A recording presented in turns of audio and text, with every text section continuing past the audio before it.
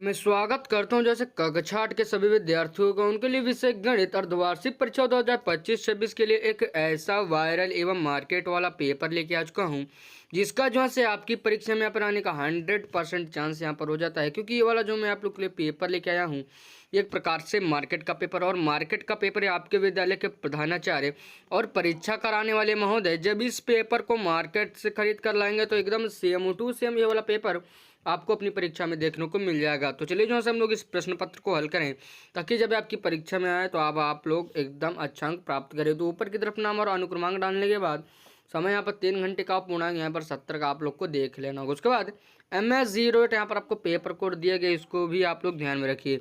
उसके बाद ऊपर से नीचे की तरफ पूरे निर्देश को अच्छे प्रकार से हम लोग जब लोग इसको रीड कर लेंगे तो खंड का के पहले वैकल्पिक प्रश्न को देखते हैं। कर 0.25 को भिन्न में लिखने पर क्या मिलता है। तो हम लोग जानते हैं यहाँ पर इसका उत्तर गा वाला जो कि यहाँ पर हमारा 1/4 दिया गया है, इसका यही एकदम करेक्ट ऑप्शन हो जाएगा। उसके बाद प्रश्न संख्या 2 कह रहा है यदि किसी त्रिभुज के तीनों भुजाएं बराबर हैं तो वह कहलाता है। तो यहाँ पर हमारा वह एक समभुज त्रिभुज कहलाता है, जो कि यहाँ पर हमारा बी वाला ऑप्शन दिया गया है, यही इसका एकदम करेक्ट ऑप्शन हो जाएगा।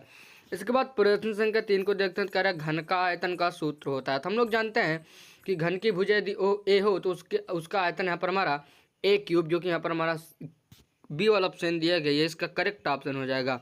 इसके बाद प्रश्न संख्या 4 को देखते हैं। कह रहा है 180 डिग्री का कोण कहलाता है। तो हम लोग जानते हैं 180 डिग्री का कोण को हम लोग जो है सरल कोण या जो हम लोग जो है से रेखा कोण यहाँ पर कहते हैं। तो यहाँ पर हमारा डी वाला ऑप्शन इसमें एकदम करेक्ट हो जाएगा।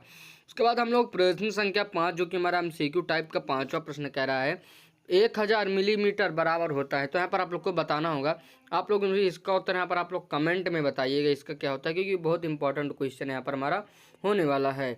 उसके बाद यहाँ से हम लोग यहाँ पर जैसे यहाँ पर हल कर लिए तो हम लोग यहाँ पर खंड यहाँ पर खा में आ गए हैं। तो इसमें लघुत्तरीय प्रश्नों और प्रत्येक प्रश्न यहाँ पर 5 अंक के होने वाले हैं। तो पहला प्रश्न कह रहा है 81 का यहाँ पर आपको वर्गमूल यहाँ पर निकालना होगा। उसके बाद दूसरा प्रश्न कह रहा है 25% को भिन्न में यहाँ पर आप लोग बदलिए। तो 25% को अगर भिन्न में बदलेंगे तो आप लोग तो ज़्यादातर 1/4 ही आएगा, मैं जहाँ तक जानता हूँ। उसके बाद प्रश्न संख्या 3 को देखते हैं। कह रहा है 3, 4 और 5 का यहाँ पर आप लोग को LCM लघुत्तम समापवर्त यहाँ पर आपको ज्ञात करना होगा। उसके बाद प्रश्न संख्या 4 को देखते हैं। कह रहा है यदि किसी आयत की लंबाई 18 सेंटीमीटर और चौड़ाई 12 सेंटीमीटर हो तो उसका क्षेत्रफल यहाँ पर आप लोग को जो है बताना होगा। उसके बाद प्रश्न संख्या 5 को देखते हैं। कह रहा है 0.5 घंटे को जो है आप लोग को मिनट में यहाँ पर बदल देना होगा।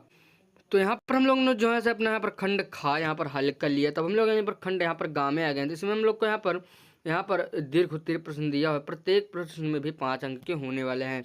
तो पहला प्रश्न यहाँ पर कुछ इस प्रकार से हम लोग को कह रहा है 2x + 5 = 15 को यहाँ पर आप लोग को हल करना होगा, यानी यहाँ पर आप लोग को x का वैल्यू बताना होगा। उसके बाद 72 और 120 का महत्तम समापवर्तक यानी HCF तथा लघुत्तम समापवर्त LCM यहाँ पर आपको बताना होगा। उसके बाद खंड यहाँ पर गा के तीसरे प्रश्न को देखते हैं। कह रहा है एक घनाभ की लंबाई 12 सेंटीमीटर, चौड़ाई 8 सेंटीमीटर और ऊंचाई 5 सेंटीमीटर हो। यहाँ पर आप लोग को जो है उसका यहाँ पर आयतन यहाँ पर आप लोग को जो है ज्ञात करके यहाँ पर बताना होगा।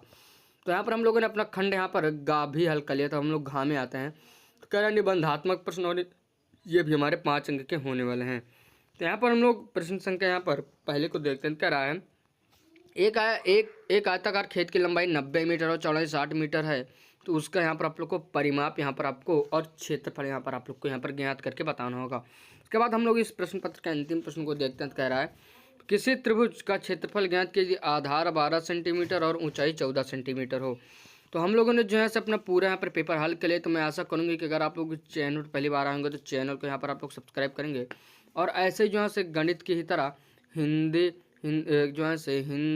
इंग्लिश, गणित, विज्ञान, सामाजिक विज्ञान जैसे और भी पेपर को देखने के लिए हमारे चैनल के अंदर प्लेलिस्ट बनी हुई है, आप लोग वहां पर जाकर देख सकते हैं। और अगर आप लोग फ्यूचर में चाहे 9th से 12th तक चाहे जिस भी क्लास में चले जाएँ, अगर आप लोग ऐसे पेपर चाहते हैं तो हमारे चैनल को सब्सक्राइब करें, क्योंकि हमारे चैनल से जो है आप लोग को फ्यूचर में भी फ़ायदा होने वाला है। तो चलिए मैं लूँगा एक और वीडियो में लेके जाने से पहले चैनल को सब्सक्राइब जरूर करें।